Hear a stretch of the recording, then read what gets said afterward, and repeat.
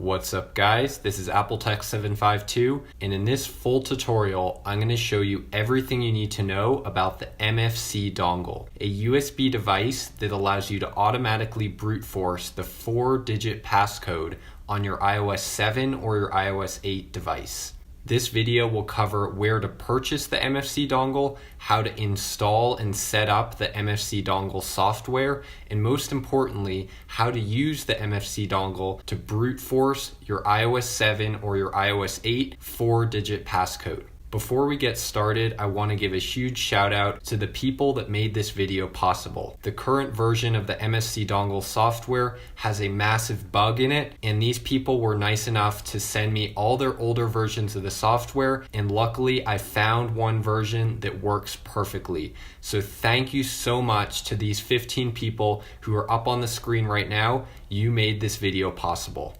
With that being said, let's jump straight in and get started. First things first, if you want to get your hands on the MFC dongle, here's exactly how you can do that. You can go to this website, cellcorner.com, and search for the MFC dongle cable set for Apple iPhone. And you should find this product right here. It is about $250, and all you have to do to purchase it is click on add to cart, and then once it's in your cart it will appear on the right over here. You can click on view cart and now scroll down and click on checkout, and from here go ahead and put in all your information, shipping, billing address, all that stuff, and then at the very end you will find several options for checkout.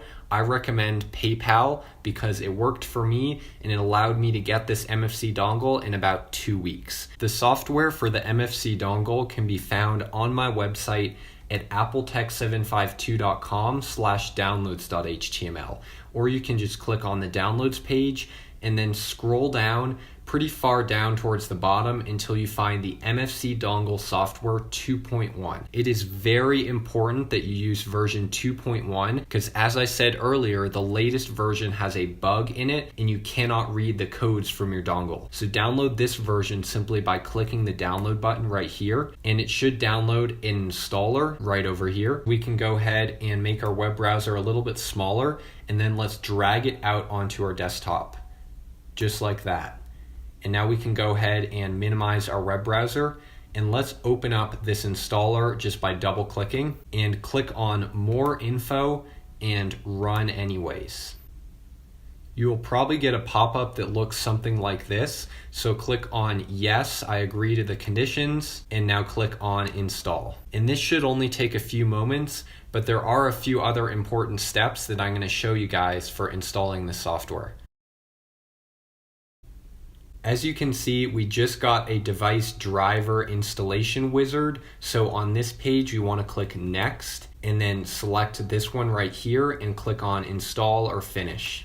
And that should update the progress bar in the MFC dongle main installer. Next, you'll get another installer right behind this one. It says Visual C++. So you want to click on install for that one. However, I already have it installed. So I'm just going to click close. And as you'll notice, the MFC dongle is continuing to install the software. So we can install this one as well. And right here it says MFC dongle has been successfully installed. So all we have to do is click on finish.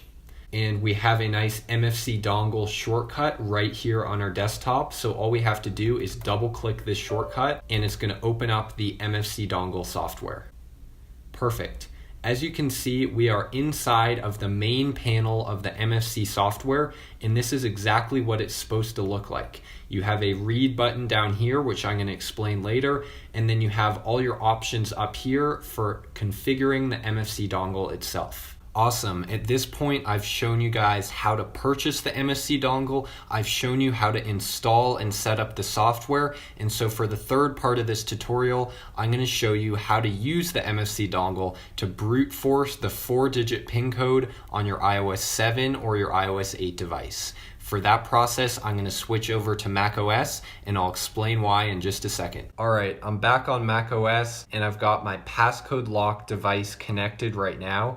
I'm using an iPhone 5C with a 4-digit PIN code. And the most important thing to do first is to identify what iOS version your device is running. And the easiest way to do that is to open up CheckRain. CheckRain will tell you exactly what version your device is on. If it says something like could not connect to Lockdown D or just could not connect, that most likely means your device is on iOS 7, but in our case, we have iOS 8.4. And if you have iOS 8, then stay with me because I'm going to show you everything you need to do to prepare your device for the MFC dongle. But if you have iOS 7, then none of these steps I'm about to show you will apply. So you can go ahead and skip to the timestamp listed right now. And from there, you'll be able to directly use the MFC dongle without any of these setup steps. But since we're on iOS 8, we're going to continue with the setup. Let's go ahead and quit CheckRain. And this process is going to require 3 programs.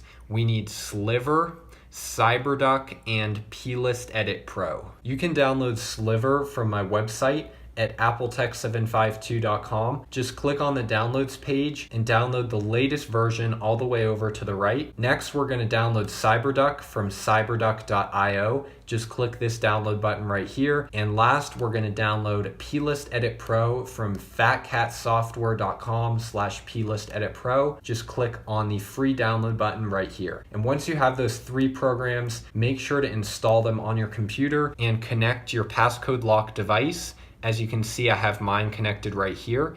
And once you're all done with that, we're gonna go over to our Launchpad and scroll over until we find Sliver and go ahead and open it up. You might need to go into System Preferences and click Allow if you get a security warning. But from here, we're gonna go into RAM Disk iCloud Bypass, Bypass A6 iDevices, and iPhone 5C. Now we need to enter DFU mode. So to do that, hold the Home and Power buttons at the exact same time, and then wait for the screen to turn black. As soon as it does, wait 2 seconds, then release the power button and continue holding the home button. And you will most likely get an iTunes or a Finder pop-up. Once you do, go ahead and click OK and quit iTunes or Finder. Next, we're gonna click on Enter PON DFU.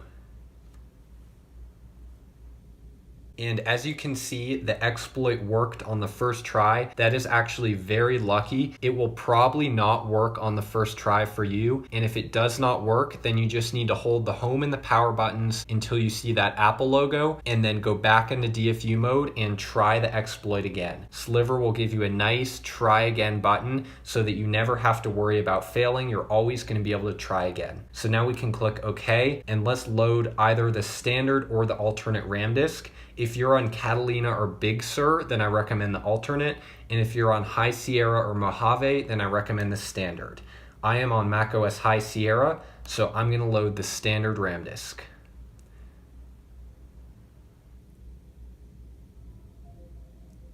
Once you get an iTunes pop-up like this, click cancel and quit iTunes.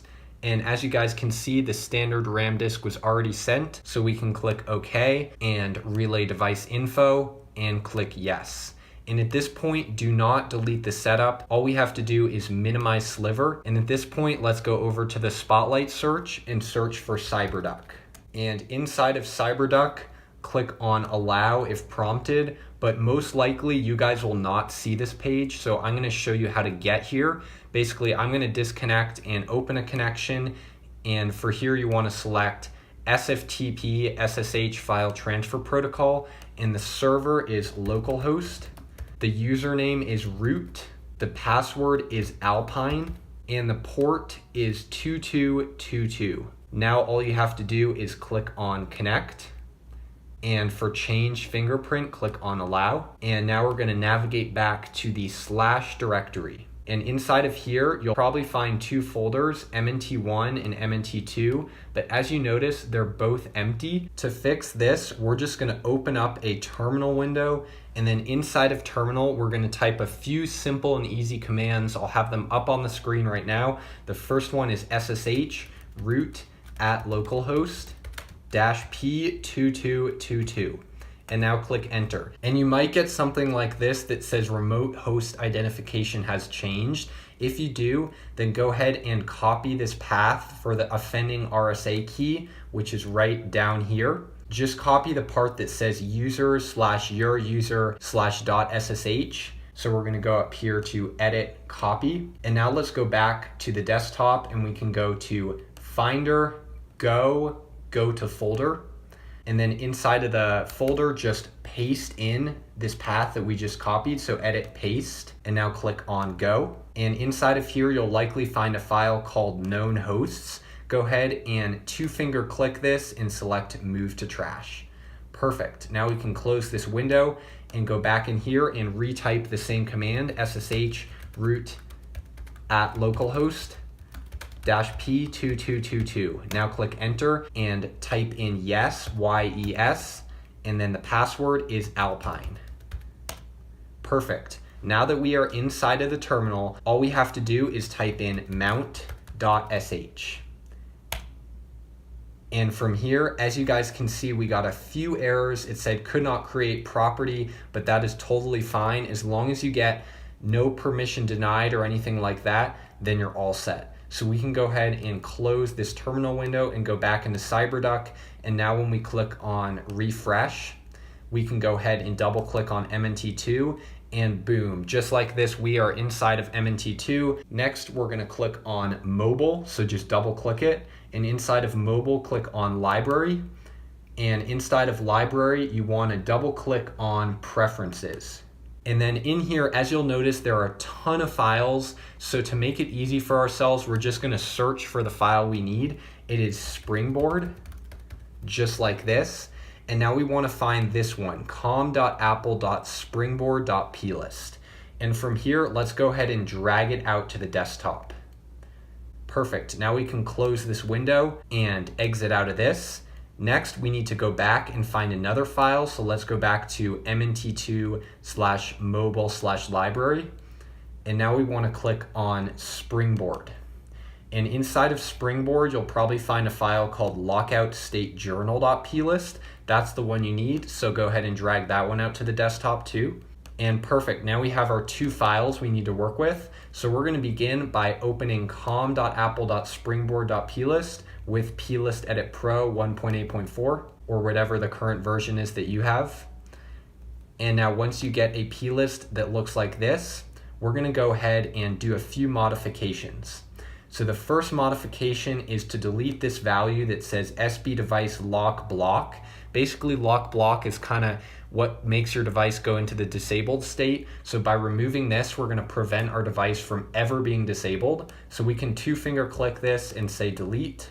The next modification we need to do is click on SB device lock failed attempts and change this value to -9999. Now click enter. And at this point, as long as there are no other lock block values or SB device lock or anything like that, then you're okay. This one right here is actually important. It tells us that our device is not blocked, but if you have any other ones besides these 2, then you're gonna wanna go ahead and delete them. But since we don't, we're gonna click on File, Save. And at this point, we can simply press the red X to close this plist. And now we're gonna 2-finger click on the lockoutstatejournal.plist and say open with plist edit pro, the same way as the first one. And in here, there are a few more modifications we need to do. Let's go ahead and delete this SB device lock block state generation, just 2-finger click and delete. And now change this one to -9999. And now we can click enter and go up here and click on File, Save, and then go ahead and close this window right here. And now to start, we're gonna go ahead and drag the lockout state journal back into this menu right here and click on continue. And at this point, we can close the window, skip this version or remind me later. And now we're gonna go back to M&T Mobile Library. And in here, let's go back to Preferences. It should be down here. And now we can search for Springboard again. And from here, all we have to do is drag and drop com.apple.springboard.plist right into this window. And now click on Continue to Overwrite. And perfect, the file modifications are complete, so we can now go ahead and disconnect from CyberDuck. Let's close this window right here and close this window. Now we're gonna go ahead and reboot the device by holding the power and the home button at the exact same time. Wait for that black screen, and then as soon as the screen turns black, continue holding the buttons and wait for the Apple logo. As soon as you see the Apple logo, we can go ahead and disconnect our device from our Mac. And at this point, I'm gonna transition into using the MFC dongle to brute force the passcode. All right, the device just booted up, and the first thing I'm gonna show you guys is that we have unlimited passcode attempts. That is the key to this method. We need to be able to punch away at unlimited codes so that the MFC dongle is not going to run into any issues while trying to brute force the passcode. So let's go ahead and slide over and just start typing in random codes. And as you guys can see, after about 5 or 6 attempts, it's going to lag a little bit, but it's still going to validate that attempt. Now let's try again. And as you can see, it still validates it. If we try again, there's going to be a little bit more lag, and then it's still going to validate the attempt. And just try a few times like this just to make sure that all the passcodes are going to be validated and you're never going to get disabled. Perfect. Once we know that we have unlimited passcode attempts, we can go ahead and set up the EFC dongle. Your MFC dongle will probably come in a package that looks something like this. You have your special cable and other components inside this box. We're gonna take a look at this cable. This thing right here is the special attachment for the dongle. As you can see, it's a 3-sided cable. You have the side that connects to the iPhone 4 and the 4S. You have your standard lightning connector, and then you have another connector for Android phones. And this is the part that connects to your PC. And this part right here is what connects to the wall to charge the phone if necessary. We also have some components in this box. This is the dongle itself. So let me show you guys right here. We have the MFC dongle, which looks like this. It's connected to a USB stick, and it has several different places for wires to plug in on this board. And then in here is the light sensor. This is what's gonna detect when your device actually gets the correct code and boots up to the springboard, and it's gonna tell the MFC dongle basically to stop trying codes like, okay, my device has been unlocked, we're good, we don't need to keep trying. And now this is the connector that connects the light sensor to the MFC dongle, and I'm gonna show you guys how to hook this part up. Lastly, we have a twist tie and then this red wire in here. This is basically for putting your dongle into boot mode, but I do not recommend you guys do that. So we're just gonna leave this guy alone and close up the box and set this aside. If we take a closer look at this white cable right here, you'll notice that each of the wires are labeled with separate identifiers. Looking super closely up here, as you can see, this middle one has like plus, plus, plus, plus, plus on it. And then this one has really, really long stripes. And this one sort of has quicker, like dashed stripes. The ones with the plus, plus, plus, plus on it, that one is the positive 5 volts. And the one with the really, really long stripes, that's the ground. And then this one right here is the data cable that's gonna connect to a different place. So I'm gonna show you guys exactly where to hook these up right now. So let me just show you again. We have the middle one right here with the positives. So I'm gonna find that one. It is right here. And then I'm gonna take this wire and take the board. If you look really close, as you guys can see, there is a 5 volt pin right here. It says 5V on it. So we're gonna connect the positive wire to the 5 volt pin, just like that. And now we need to connect this really long striped wire, the ground wire, to the negative pin that says ground on it, right here. And after that, we need to connect this third wire that has the stripes on it to the pin that is all the way over to the left here. It is pin 2, this one right here. So go ahead and connect it just like that. And then once you have those 3 wires connected, let me review one more time. We have the positive wire going into the 5 volts, the big long striped wire going into the ground, and then the short dashed wire going into pin 2. Then we can go ahead and connect the light sensor to this other side right here. Go ahead and take this and just plug it in. Make sure that the side where the 2 grooves are, like that, matches this side where there's a clear indentation for these 2 grooves. So you basically want to put it in so that it snaps. Just like that, you sort of heard a small snap. And at this point, we are ready to connect the EFC dongle to this part. We're going to do that by connecting the dongle into this adapter right here. So just go ahead and get it the correct orientation and plug it in. And this is a very firm connection, so you don't want to push too hard. Just get it in there so it's sort of like this. You'll probably have a few millimeters sticking out. That's fine. And now we're going to go ahead and connect the lightning side to the phone. But before we do that, we have to connect the light sensor to the display.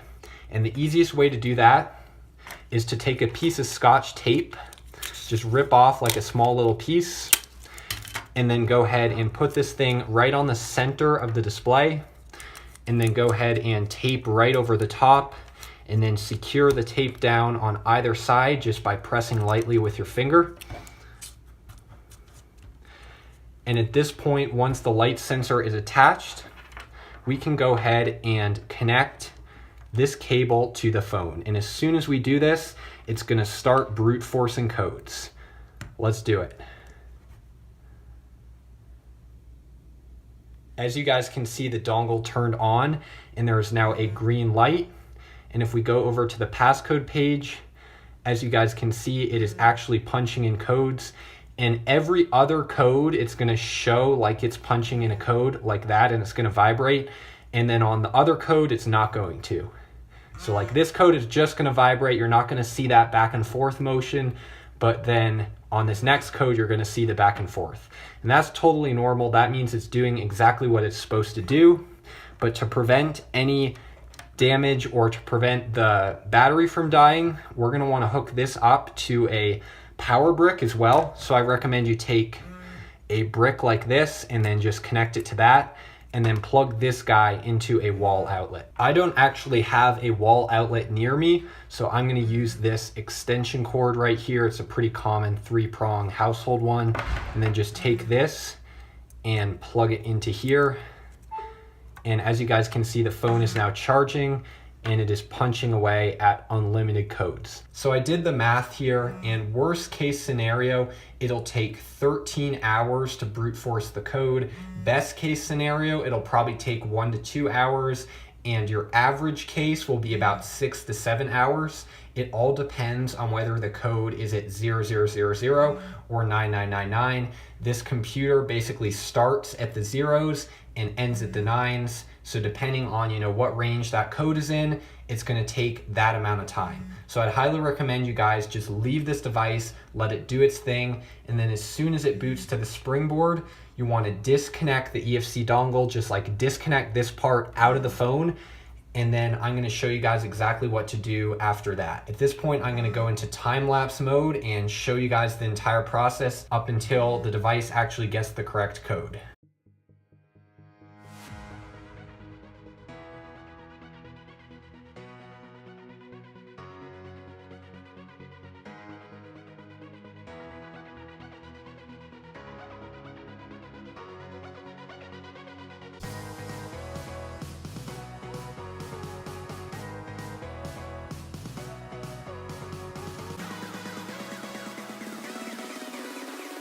As you guys can see, the device is now on the home screen. That did not take long. It was only about 1 hour and 15 minutes, and this device brute forced the code, and it is now on the home screen. And the very first thing you want to do is go ahead and change this auto lock to never, because you do not want this device to lock on you. So I'm going to take off the lock sensor. So we're going to go into the settings app and go to general and auto lock right here, and make sure it is on the maximum setting. In our case, there is no never option, but you just don't want this device to lock. And at this point, we can go ahead and disconnect the dongle. And this thing is what we want to plug into our computer. So I'm going to show you how to plug this into your PC. So here's how I recommend plugging your dongle back into your PC. Just let the light sensor dangle sort of like this, and then take the USB stick itself and plug it face down into the port with your PC like hanging off an edge. As you can see, I have mine hanging off the table. You basically don't want to damage these pins or damage the board. This thing in itself is worth about 200 bucks, so you really don't want to damage it. Just go ahead and plug it in lightly and just stick it in there until it clicks. And as you can see, we heard a noise from our PC, so that means we're good to go. And once you have your dongle connected to your PC, the next thing you want to do is open up the MFC dongle software. And inside of here, you want to click the read button. And assuming you have version 2.1, which is the right version to use, then when you click the read button, it should be super simple. As you guys can see, latest guess at index 39 equals 0640. And that is not the correct code, and I'm going to explain why. This program only counts in multiples of 5. For some random reason, that's just what it does. So if your code is a 1, 2, 3, 4 or a 6, 7, 8, 9, it's not going to show that code. It's only going to show zeros and 5s. So that's why if your light sensor stops at the perfect moment and stops punching in codes when it's supposed to, the code is never going to be below this value, but it could be above it. So what I recommend doing is trying 0640 first. If that doesn't work, try 0641, 0642, 0643, and 0644. And one of those codes should give it to you perfectly. But if that doesn't work, then there's a chance that your light sensor was broken like mine is right now. I unfortunately made the mistake of trying to flash some of these other options. Do not ever flash these options, because if you flash anything besides the default one, it's gonna break your light sensor. And I learned that the hard way. My light sensor is dead, it's broken, and it does not work. So when I got to the home screen, my EFC dongle just kept punching away code after code after code, even though my device was already on the home screen with all the icons on it. So once again, do not ever flash anything. It will break your light sensor. If that happened to you too, if you made the same mistake of trying to screw around and flash some new options and now your light sensor doesn't work, then what you want to do is take this guess right here, 0640, go ahead and Control C to copy it and paste it in as the new start value. So Control V to paste, and then you want to check the box that says descending order. And now go ahead and click on write. And what this is going to do is apply the new start value of 0640. So at this point, we're going to go ahead and unplug the dongle from the PC and plug it back into the phone. And it's basically going to go down the line from 0640. So if you let the device boot up to the home screen and you missed out and it was still punching in codes, it's now going to go back through until it gets the correct code. So we're basically going to do that right now. Let me go ahead and disconnect this from the PC. And now I'm going to plug it back into the phone. So this process is only if your light sensor is broken. If you have a perfectly good working light sensor, then the very second you get the correct code, it's just going to stop your EFC dongle and you can plug it right into the computer and read the correct code, of course, plus or minus 4 codes as I mentioned earlier.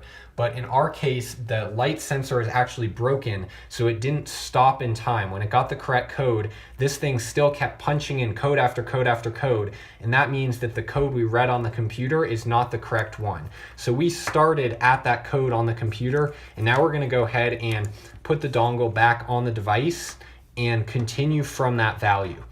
And as long as you didn't wait too long and it's only been like 4 or 5 codes, then it should work perfectly. But if you waited too long, you may have to actually go back and add -9999 attempts again.